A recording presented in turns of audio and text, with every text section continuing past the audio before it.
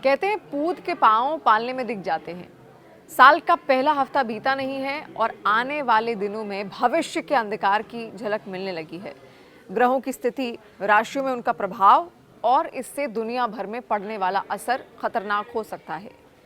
ज्योतिषीय मान्यताओं के अनुसार ग्रहों की चाल, राशियों में उनके गोचर और खगोलीय घटनाएं 2026 में सामाजिक, राजनीतिक और आर्थिक माहौल पर कुछ खास असर डाल सकती हैं।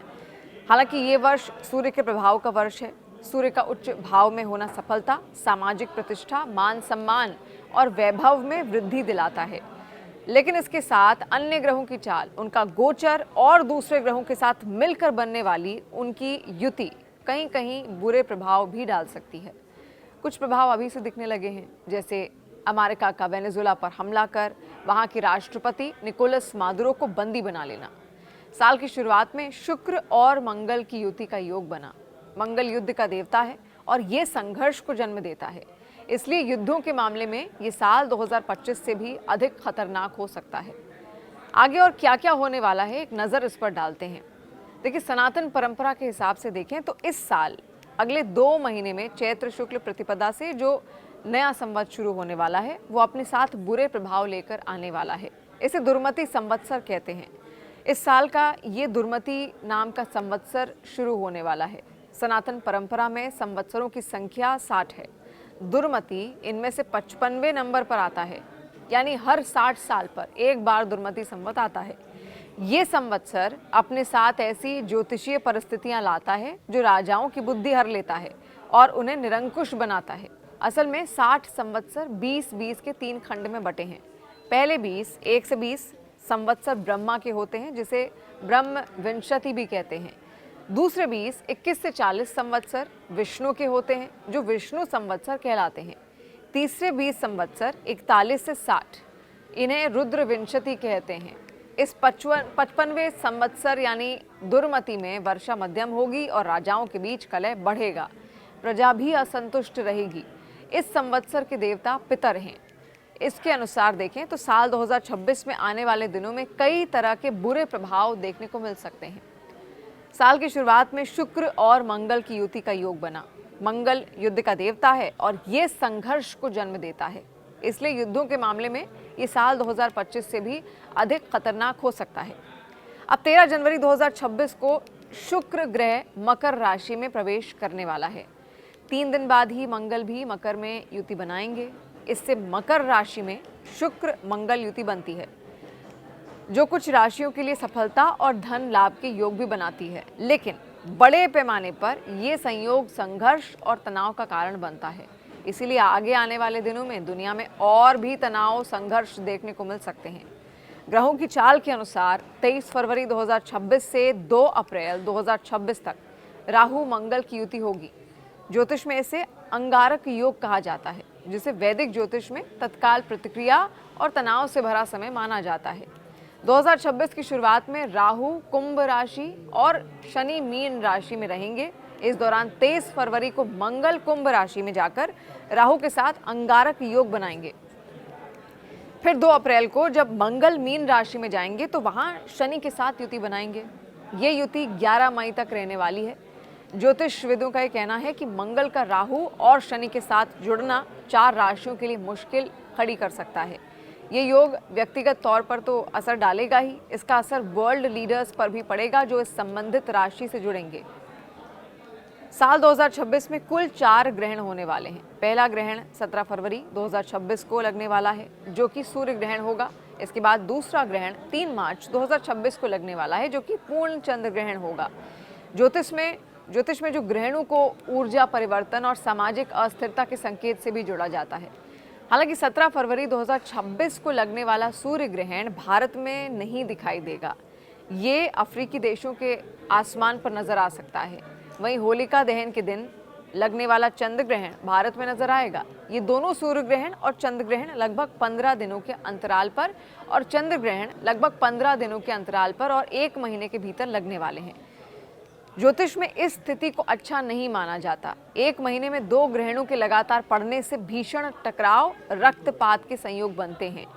ज्योतिष में मंगल राहु सूर्य राहु जैसा संयोग को तत्काल निर्णय, संघर्ष या फिर सत्ता दबाव के संकेत भी माने जाते हैं, जिसका असर राजनीतिक नेतृत्व पर देखा जा सकता है।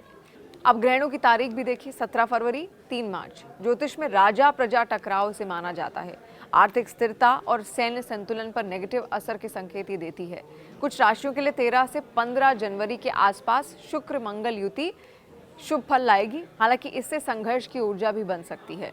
साल की शुरुआत से ही संकेत मिल रहे हैं, जो संकट 2025 में लोग झेल रहे थे, जो 2026 में खत्म नहीं होने जा रहे हैं, बल्कि और मजबूती के साथ दुनिया के सामने चुनौती पैदा करने जा रहे हैं। जहरीली हवा, देशों में तनाव, राजनीतिक अस्थिरता, स्वास्थ्य संकट, अप्रत्याशित मौसम परिवर्तन, ताकत की जंग और तकनीकी बदलाव का दौर और एआई का दुरुपयोग, ये ऐसी समस्याएं हैं जो 2026 में और बड़ा रूप ले सकती हैं। तकनीक का दुरुपयोग आज बड़े संकट के रूप में उभर कर सामने आ रहा है। ये ऐसे संकट हैं जिनका सामना अब नए साल में दुनिया को करना ही पड़ सकता है।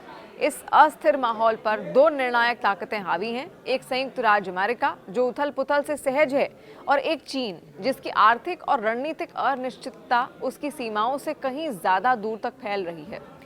कुल मिलाकर ये ताकतें एक ऐसी दुनिया को आकार दे रही हैं जो 2026 में सुरक्षा में कमी, गुंजाइश में कमी और गलतियों के लिए बहुत कम जगह के साथ नए साल में एंट्री कर रही हैं। टैरिफ धमकी और युद्धों को सुलझाने के बड़े बड़े दावों के साथ 2025 गुजरा। हालांकि ट्रंप के ट्रैक रिकॉर्ड को देखकर ऐसा लगता है कि उनके व्यवहार में कोई परिवर्तन आने वाला है।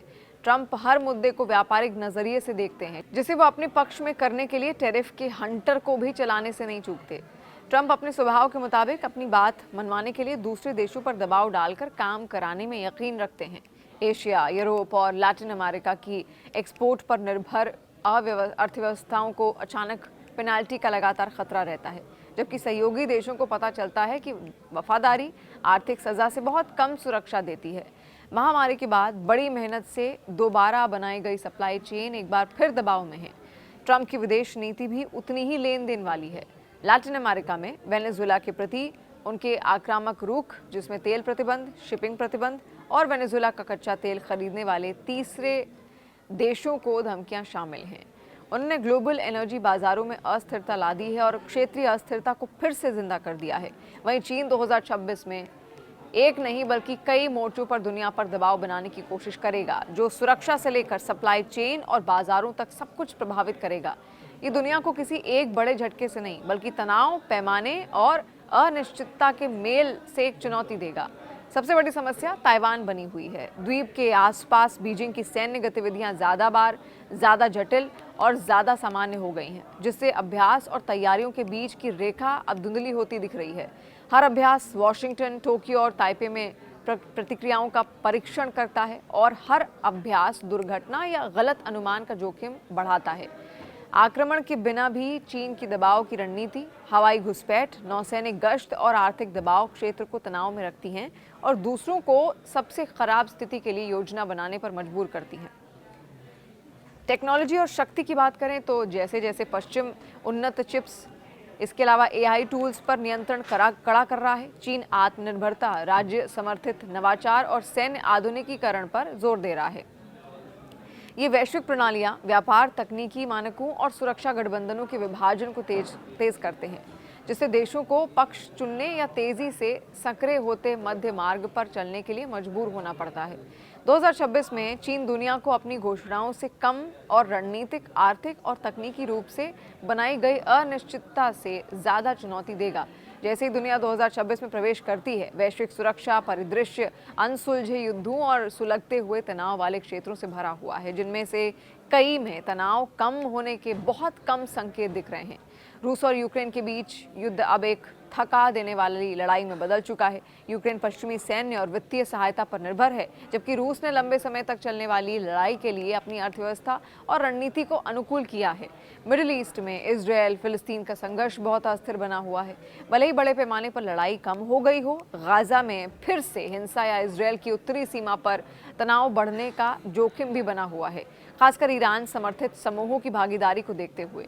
लाल सागर में शिपिंग में रुकावट से लेकर क्षेत्रीय कूटनीतिक तनाव तक युद्ध के फैलाव के असर पहले से ही ग्लोबल हैं।